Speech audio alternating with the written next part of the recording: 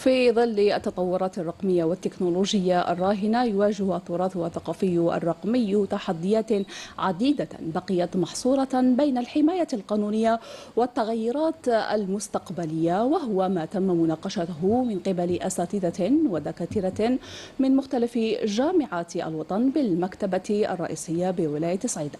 تقول سارة صاري محمد.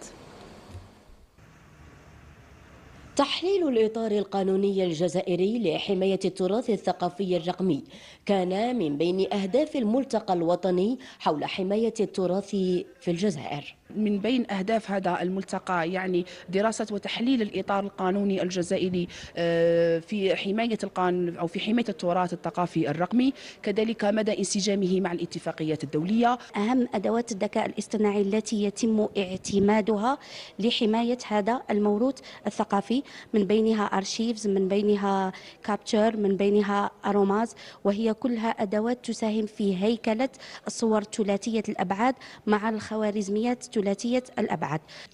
على الرغم من الأهمية البالغة للتراث الثقافي الرقمي في حفظ الهوية الوطنية وتعزيز الذاكرة الجماعية، إلا أنه يواجه تحديات عديدة.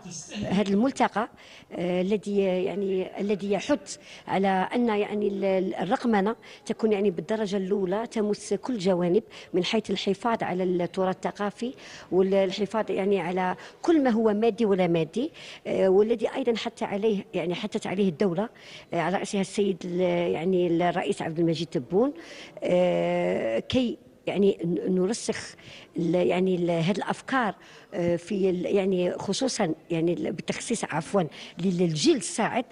جاء هذا الملتقى ليعزز الوعي لدى الشباب والطلبة حول مدى أهمية الحفاظ على التراث في ظل التطورات الرقمية. ومن ولاية صعيدة نأتي إلى ختام نشرتنا. دمتم بخير وإلى اللقاء.